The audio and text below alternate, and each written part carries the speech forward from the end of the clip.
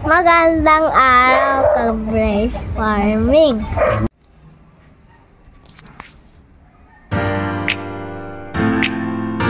Magandang araw ka-Grace Farming. Sa video po natin, tatalakayin natin kung gaano kahalaga itong dahon ng papaya para sa ating mga alagang manok.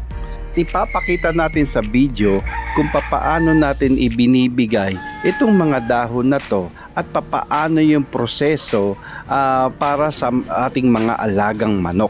Kaya ka-Grace Farming, tapusin natin po itong video na to at makakapakinabang po at makakatipid po tayo kung gagamit po tayo netong mga dahon ng papaya. Ayan ka-Grace Farming, meron po tayong sumibol no na papaya no po. Mostly nangihingi lang po ako niyan kahit yung mga malalaking dahon na po niyan o yung malalaking puno. Pwede ninyong piliin yung mga nagtatalbusan o yung mga bata pang mga dahon na to no po. Kaya ang gagawin lang po natin diyan, uhugasan po natin yan. Ang panghugas ko po yung sumingaw na para at least alam ko po dahil lalagyan ko po yan ng probiotic pagkatapos po natin hugasan. Kasi po kapag nasa gripo po ay may halong chlorine na po yan ano po. Kaya ang ginagamit ko po pati paghugas po dyan ay yung anti-chlorinated na po siya o sumingaw ng 24 hours para walang chlorine. Nga naman po kasi ang ilalagay natin probiotic ay yung may mga bakterya. Ang chlorine po ay papatayin niya po kagad yung mga bakterya, good or bad, doon sa pinaguhugasan natin. Kaya para po at hindi na po ako magkakulang pa o mahaluan pa ng chlorine na yan, ay hayaan ko po na yung pinasingaw na tubig na po ang aking inilagay. Pagkatapos po niyan, agad na agad ko po yan na tatadta rin po ng maliliit ano po para naman po at na hindi po mahirapan yung ating blender. Opo, pagkatapos po natin tadtarin po yan, i-blender na po natin yan upang makuha po natin yung pinakakatas na meron pong magandang benefits para po sa ating mga alaga. Ano po? Kaya ayan ka-Grace Farming, ibinibigay ko po yan no. Pag kumuha po ako ng dahon ng papaya, hindi ko na po pinapatagal pa o fine-ferment. Fresh po yan. Pagka pinroseso ko po yan, kinabukasan po makikita mauubos naman po yan ng mga manok. At opo, mga sa 1 linggo o 2 linggo, 1-2 beses po ako nagbibigay po niyan ng ating papaya leaves na extract ano po. Kaya maganda po ka-Grace Farming. Alam naman po natin, ang ginagawa po natin yan ay upang palakisin pa yung immune system nila. So tawagin na po natin na immune booster po yung natural na pamamaraan na paggamit ng papaya, dahon ng papaya. Kaya ka-Grace Farming, ang galing nga po ano po, hahayaan kanya na gumamit ng nasa paligid mo lang. At nahihingi nga po yan, sabi ko po sa inyo kanina, para doon sa magandang benefits ng ating mga alagang hayop. Kaya ka-Grace Farming, isa rin po yan na nakakatulong sa pag-iitlog ng ating mga alagang inahin. Doon sa mga breeders po natin, doon sa mga alaga nating babaeng mga babaeng manok ano po. Ka-Grace Farming, mostly nag-aano lang po tayo ng mga 1 baso para doon sa lahat ng ating alagang manok ano po. Dadagdagan po kasi natin yan ng mga probiotic, dadagdagan po natin din yan ng molasses. Yung molasses po matamis po yon para yung pakla ng dahon na yan o kung ano yung lasa ay hindi nila malalasahan na mapakla no? Ang sasalo po yung tamis. At lalagyan din po natin ng tubig. Kaya 1 baso lang po yan para po sa kanila. Hahati-hatiin ko na lang po yan para doon sa mga ilang pang mga alaga po natin. Kaya ayan, ang ganda po ka-Grace Farming. Ka-Grace Farming, punta po tayo dito sa benepisyo ng ating dahon ng papaya. Ano ba yung kagandahan na kung tayo ay magbibigay nito doon sa ating mga alaga manok? Unang-una po doon sa epekto po nito ay doon sa kanilang mga bituka.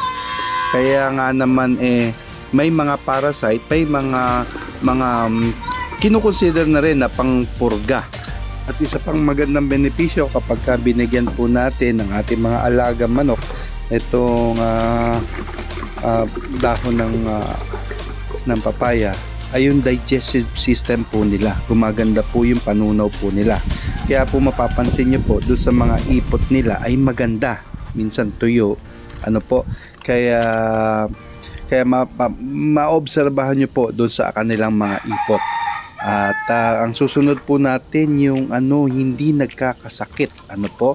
Sabi ko nga po kanina, doon sa immune system nila, sila yung pinaka-booster, yung pinakadahon ng papaya. No po, yung mga halak, sipon, yung pagluluha ng mga mata, matatamlay at yung mga mahihinang kumain. Opo. At isa pang maganda rin benefits po nito ay yung pampagana. No po, parang vitamins na po nila, pampagana pong kumain doon sa mga manok po natin. At syempre kung magana pong kumain, ito po ay nagdadagdag ng kanilang bigat doon sa kanilang pangangatawan. Kaya doon sa broiler, maganda po ito. Ano po? Doon po sa puro na nilagay po natin, nagdagdag lang po tayo ng konting molasses at konting probiotic. Tapos nagdagdag na tayo ng tubig para mapunan po yung ating lalagyan. Napakaganda po Ka-Grace Farming, no? Yung mga benefits para sa mga manok ay nasa paligid lang po natin at nahihingi lang po yan, yung mga dahon ng papaya. At sa susunod po na video at tatalakayin naman po natin ano yung ginagawa naman natin doon sa buto ng papaya. At ano yung mga benefits na nakukuha ng mga manok para dito. Kaya Ka-Grace Farming, napakaganda po pagka sinabi pong Grace farming system yung ginagamit po natin, natural at organiko. Kaya Ka-Grace Farming, kung hindi ka pa nakasubscribe, mag-subscribe ka na. At marami pa tayong video na itatopic po natin with regarding dito sa ating mga ginagawang organiko at natural na pamamaraan para sa pag-aalaga ng ating mga manok, pato at kung ano-ano pa. Kaya pa-like din po ako, pa-share din po ng ating video upang makatulong pa po at marami pa po tayong tatalakayin patungkol po dito sa Grace Farming. Maraming salamat po.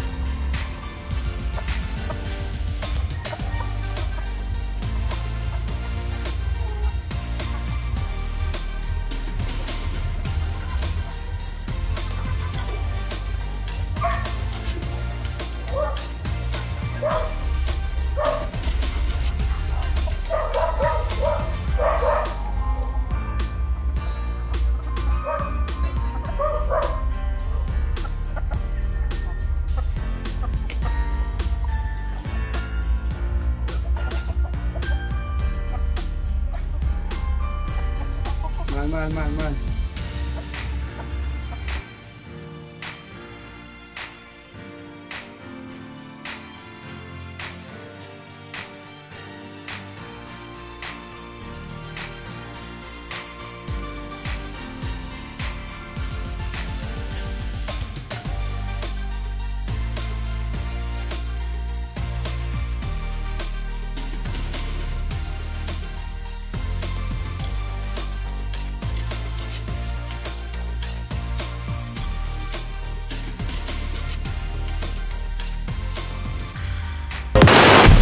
the Grace Farming.